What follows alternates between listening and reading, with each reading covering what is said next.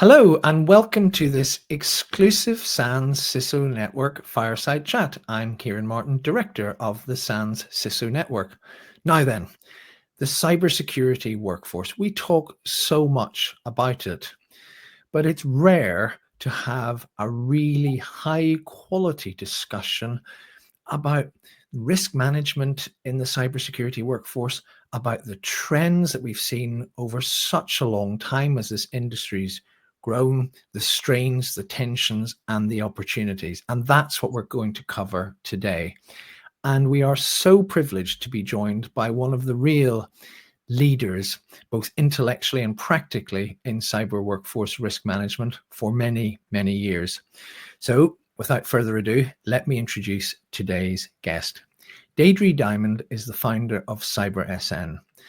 She is also involved in leading securediversity.org, and she has a wealth of experience, which I'm not going to try to cover, in our industry, and has made a huge impact in improving the skills base available to many cybersecurity companies, practitioners, and others. Welcome, Deidre. Thank you so much for joining us. It's wonderful to be with you. Well, look, let's get stuck in. Firstly, just tell us your story. Give us a quick introduction to your background and how you ended up in this industry of ours in general, and this bit of it in particular. Yeah. So I answered out of college, sociology, criminal justice major, thought I was going to be a criminal attorney until I realized that I didn't want to put people away for things they shouldn't be put away for. And I answered a little ad that said, "Can you think on your feet?" And it was for a sales role, which turned out to be recruiting in tech.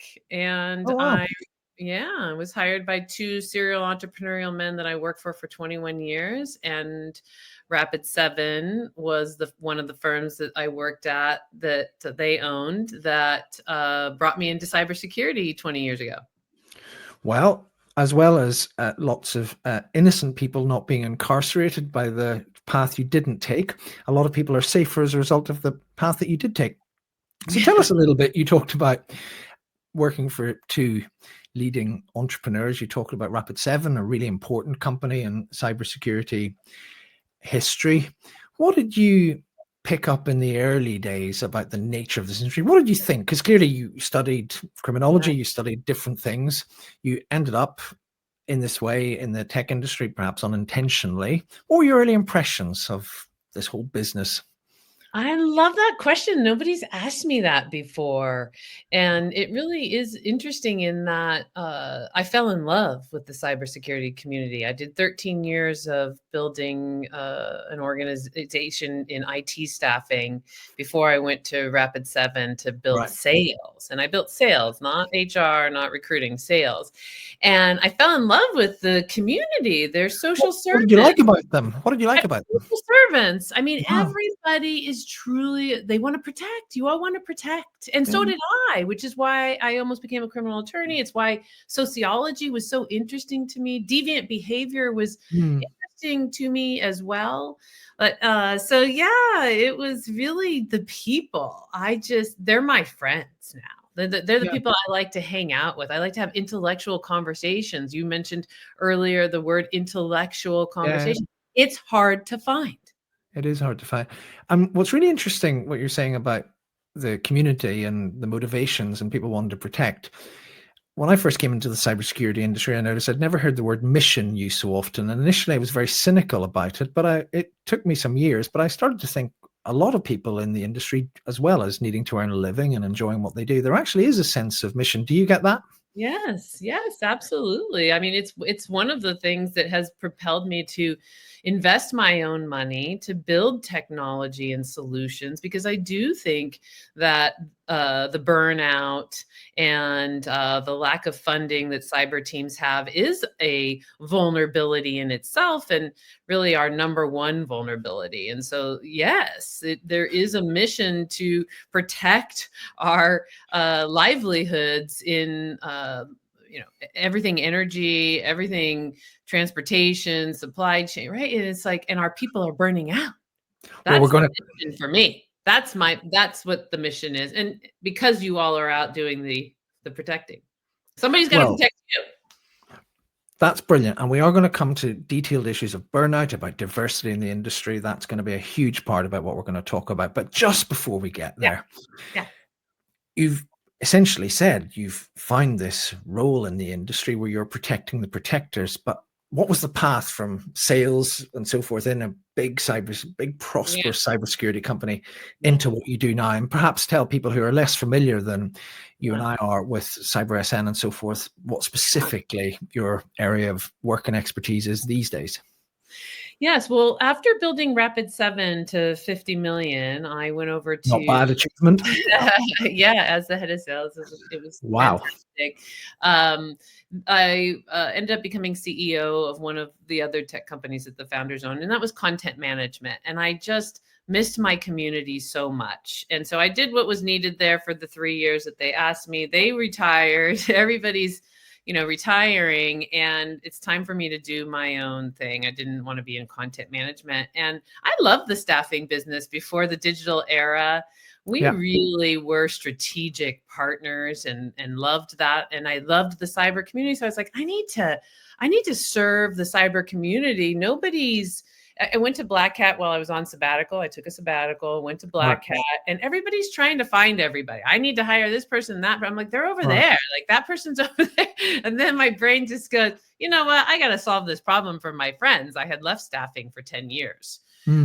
So yeah, that's what brought me back, was a combination of the guys I worked for were retiring, and I did not want to stay in content management. I did what they needed me to do with a restart. And it was time to found my own organization, really. I mean, having never worked for anybody but those gentlemen, it probably made no sense for me to go work for somebody else at that point.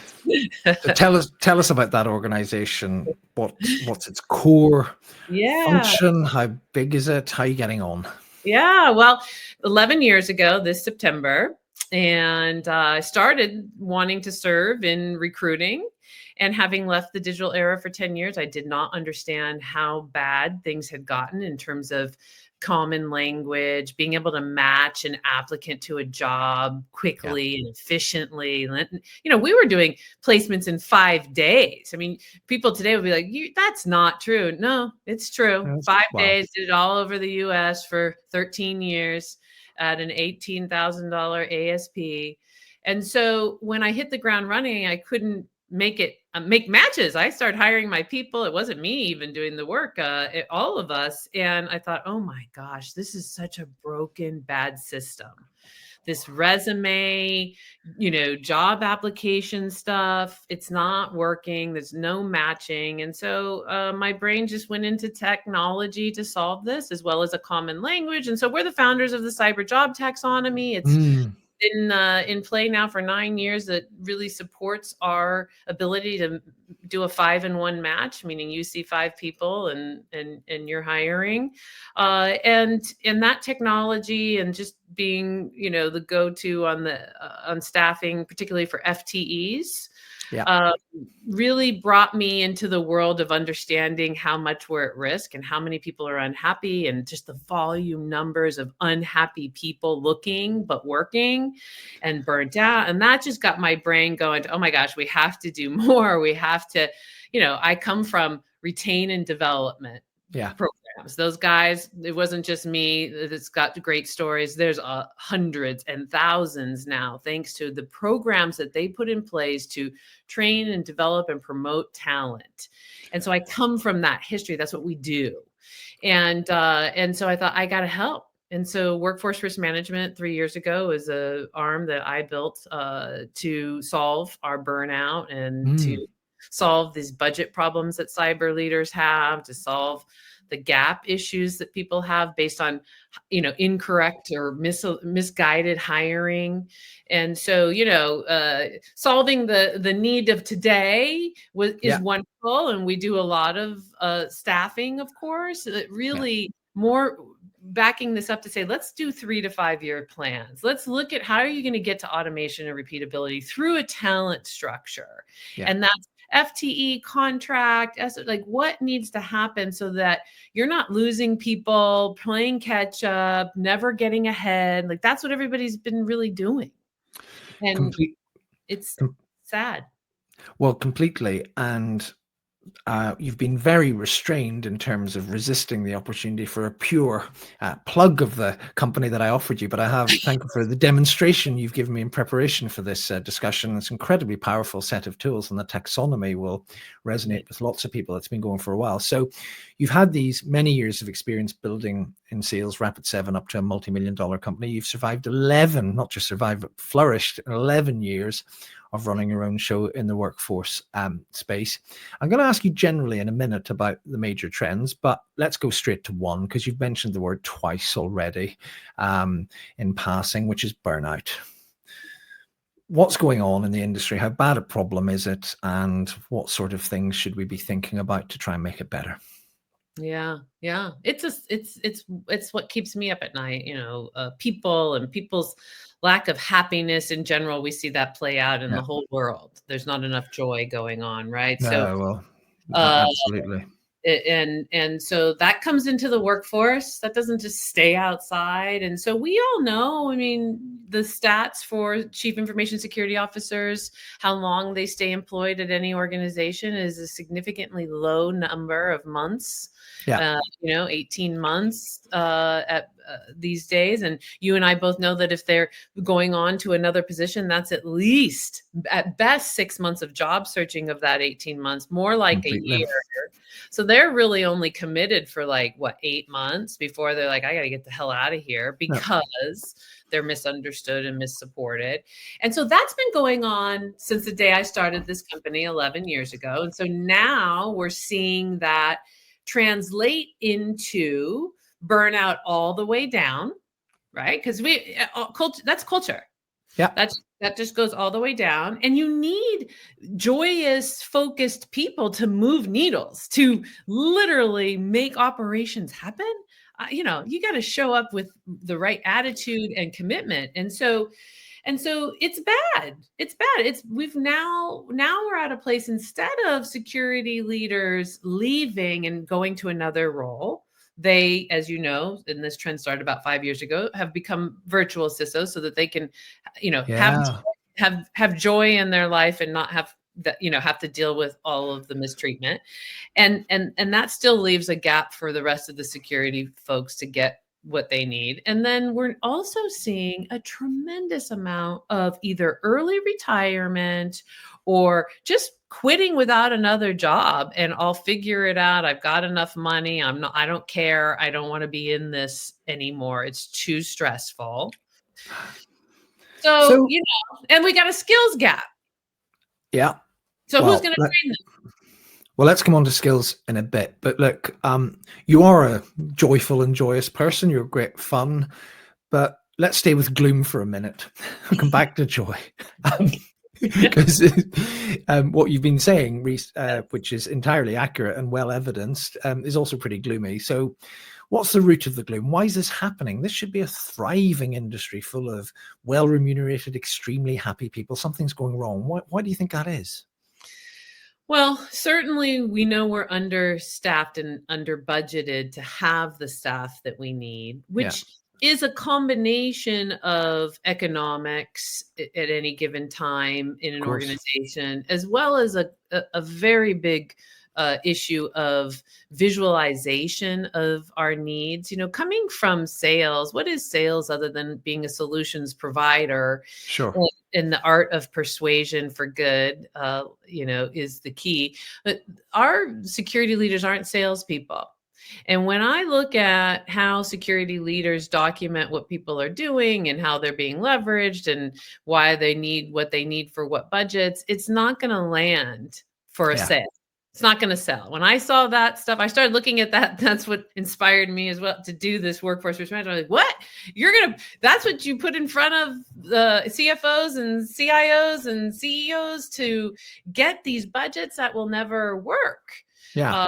And so it's a combination of economics, visualization, planning, having a really solid plan. And unfortunately, those security leaders that have paid to have those types of services done for them to really supplement training, you're operational and you're supposed to go make these training plans. Give me a break.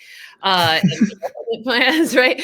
And so unfortunately, that information that's been coming back is not accurate data. No. It's not accurate planning. It doesn't work. And it doesn't work because it's starting with the wrong data, which is job descriptions and job titles, which mean nothing in terms of what people are really doing every day. And it's also not working because of, if that's where your data starts, well, then your planning is never going to work out. Okay, so those are the root causes, but let's pivot to joy. You're a problem solver. Yeah. You are inspirational, have inspired a lot of people. So even if you have to anonymize these examples or blend some real case studies, give us a sense of what it looks like when things are working well, when those people or organizations or a combination of both really crack this problem. How do they do it, and what are the benefits to them? Yeah, I love it. Let's remember that we were in doom and gloom 5 seconds ago. So to go to well. Yeah. Well, we can't fix all the wider problems about, as you said a while ago, there's not a lot of joy in the world. We can't fix all of that, but we can fix some of these bits. Especially when you're talking about humans who. Exactly. The hardest product to sell, by the way, because the product can say no, if you will, meaning complex emotional beings need to be focused on a solid plan with committed, driven, high EQ leaders and the right tools and support. So what does that look like? Well, that looks like first understanding how all of your talent is being utilized today. What are they actually doing on a day-to-day basis? Understanding your gaps. We use the Cyber Fusion model to overlay what our clients are doing. We think it's a great model. MITRE and Northrop made that model, and having a comprehensive plan to present to the business of how compliance and any sort of regulatory standards are covered or not covered as a part of that understanding and gap. And then understanding what your people that you currently have in place really would like to do with their careers at the same time as understanding what they're doing.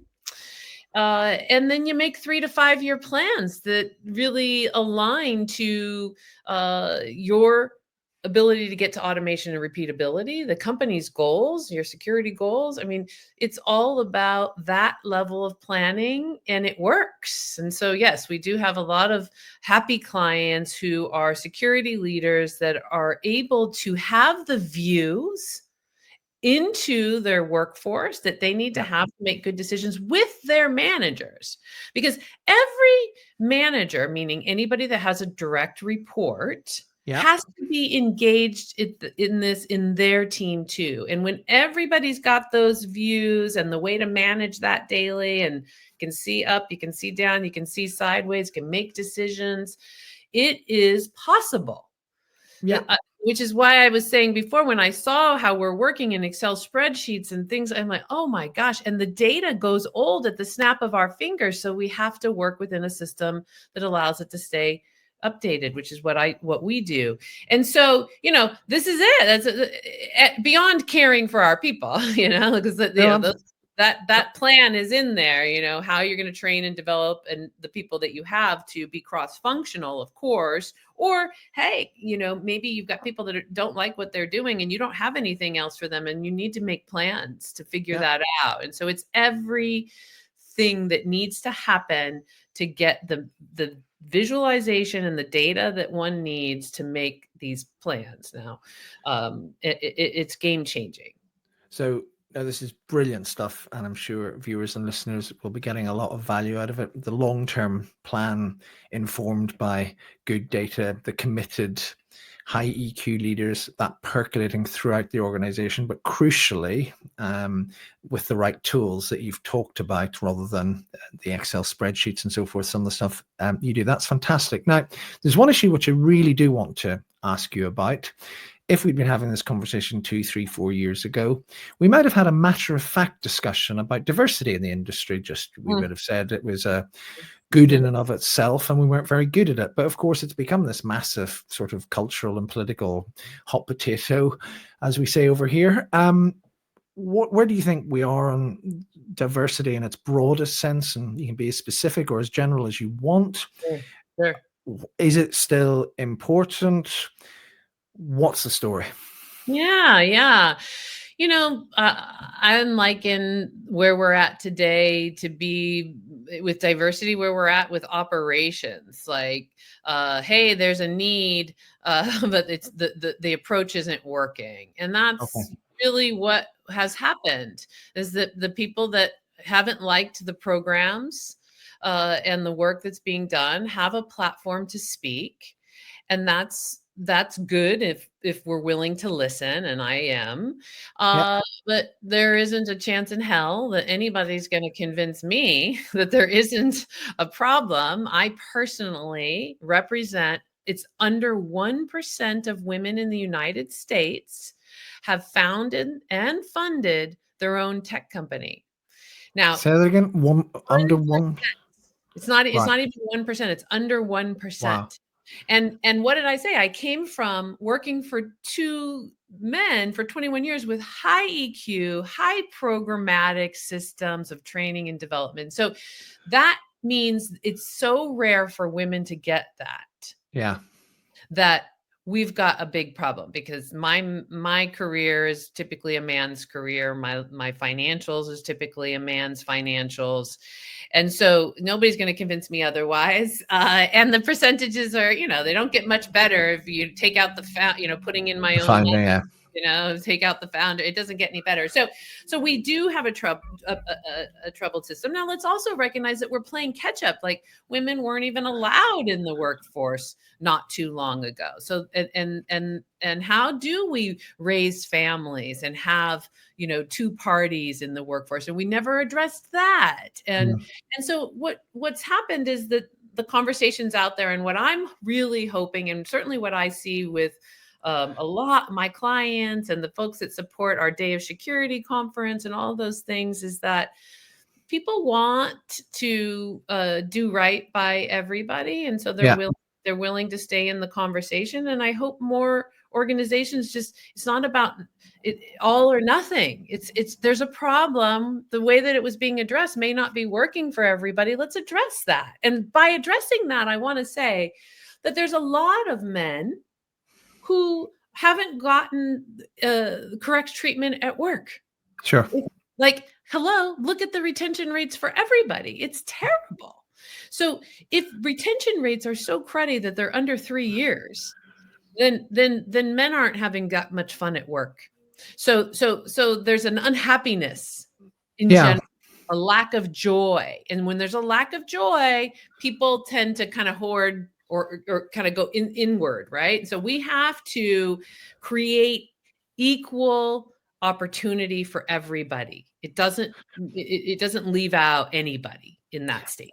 And you've mentioned a whole bunch of, and you've ranged quite widely historically in terms of women in the general workforce. Is there anything specific in the cybersecurity or even broader tech industry that you think are barriers to some of the very low statistics that you've referenced? Yeah, well, unfortunately, my generation, I was born in the early 70s, and for many generations after, until very recently, nobody was, told to go into technology. I was told I shouldn't even be an attorney. How am I going to have kids? Never mind in tech, right? So, so we're still living in the effects of that today. Yeah. And then we all know that school isn't really teaching cybersecurity as a career path at any scale. So we're still up against the stigma. And then, thank goodness for organizations like Secure Diversity, WeSys, CyberJitsu. I mean, Yeah. there's lots of us that have been out there now for 10 years. We're all having our 10-year anniversary. It was really interesting. We all sort of started our firms at the same year of just like, we were in power, so now let's give back is Yeah. really what ended up happening. And so, it's changing, but unfortunately, we still have often, treatment issues of everybody. And it's worse now. So if it's worse for men, like it is today in the last 2 years, and certainly even in recently, but with all the economic cuts, well, then it's worse for minorities. It's like, that's Of how it course. goes. And so we need lots and lots of management training implemented in our organizations, emotional intelligence training. I'm certainly committed to continuing to bring that content. I know you all are. In fact, Sans, and we've been in conversations about this. Like, we have to get this type of training out there more. Well, thank you for those conversations, and genuinely congratulations on keeping these initiatives going for so long, because it's not easy to do. One question I did want to ask, linked to this point, but you mentioned earlier a skills gap. So given your deep expertise, what are the main things we're missing, as well as volume? Are there any particular areas of the industry where the lack of diversity or just the lack of numbers are really biting us, in your view? Yeah, for sure. It's the technical roles. Even we don't even have enough men in those roles. Those roles, I mean, the whole reason why there is no entry level cyber role is because we're understaffed. So there's no ability to do succession planning, which creates opportunities to bring in juniors and train and promote from within. And that doesn't happen in our industry. And so, for instance, if you're a SOC analyst at, let's just call it level 1, because people know what that means, just, the lowest of the rank today, and you can't, write an email that really talks about what's going on with this issue, and then also be able to follow up on that and to tune that, whatever that is. If you can't tune it, you're not going anywhere. You're not going to keep your job long. And so nobody's coming out of school with that. And they haven't, and they're still not. Absolutely. And then that's just that level. And then you start talking about security engineers and security architects, where it takes at least, at best, 3 years in the seat, really getting exposure and some support from somebody more senior and really learning and developing that skill, but more like 5 years. Yeah. We are so short, architects and engineers and very technical resources. And also part of that has come because of the system of, if you want to make more money, you have to go into management, and you're not technical anymore. And so starting to see that change, and the architects, because there's such a shortage in engineers, they can make big dollars, but like, this is a big gap.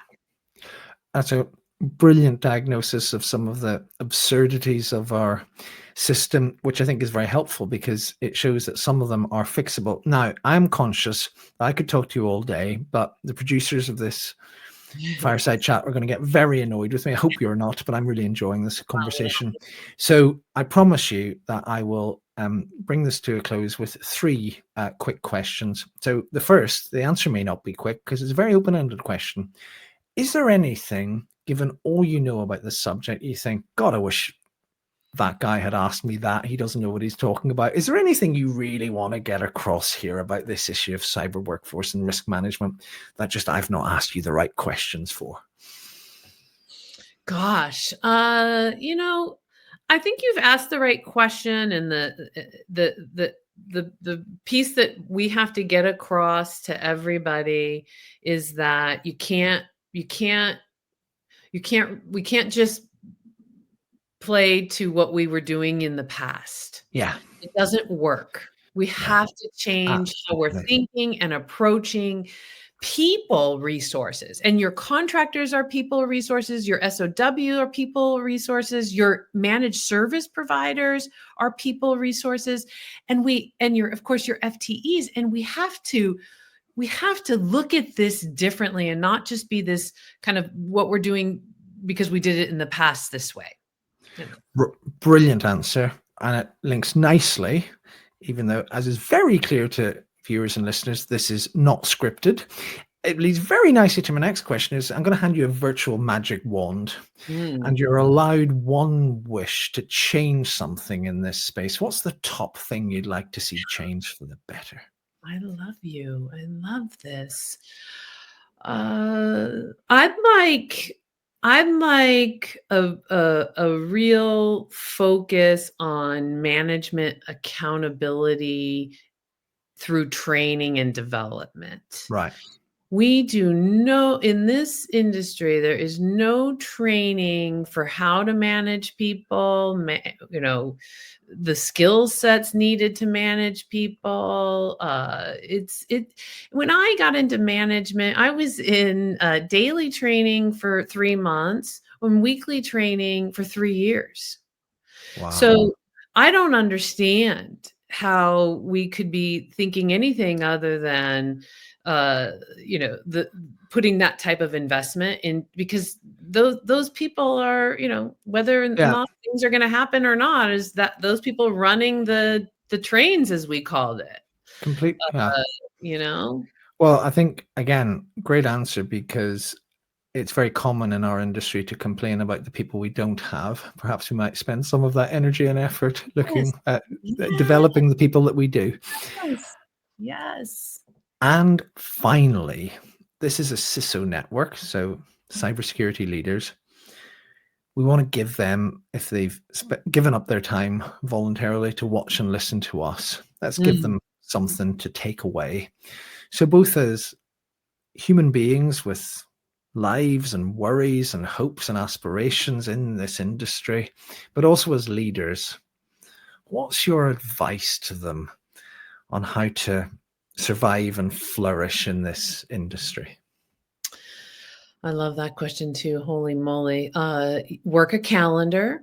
I am a very scheduled person. My self-care is in my schedule. When I'm going to walk, when I'm going to do my yoga, if I have to move it around, I move it around. Your kids, your family, work a calendar. You don't have a work life and a home life. You have one life.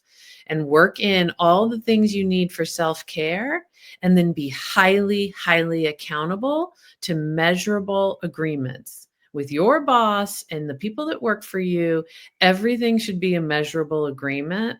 No, what did we say? Uncertain. No. And that's not accountability, reliability whatsoever. So I'd say work a calendar, one life, and work measurable agreements and live up to them, deliver them. Well, whether it's how to set strategy, get the right tools for that strategy, looking after your people, or looking after yourself, I defy anybody in the CISO network or anybody in the cybersecurity industry to have watched and listened to this and not come away with something useful. All I can say is, Deidre Diamond, CyberSN, thank you so much for this fireside chat. Ditto. It was so wonderful to be with you. Thank you. And that's it. Do join us again. And please keep looking at the CISO network and emails from the CISO network for updates on further shows and other engagements. Thank you and goodbye.